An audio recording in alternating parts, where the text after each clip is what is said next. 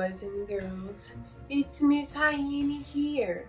And since it is Halloween season, today we're going to learn how to make some fake blood. Yes, this is fake blood. I'm totally fine. You can even eat it if you want it. To make this fake blood, you will need water, flour, and food coloring. You're going to need food coloring in two colors, red or black. If you don't have black, you can also use blue, just like I did.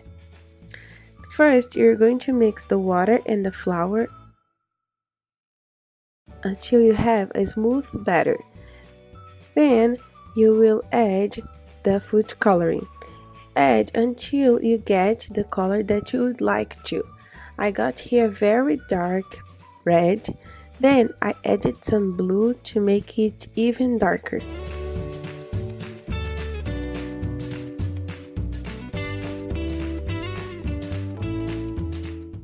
When you're done with all of this, you can just spread it wherever you would like to.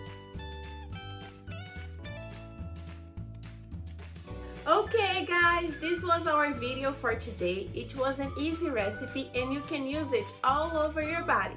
Just be careful with your nose and your eyes. I hope you liked this video and happy Halloween!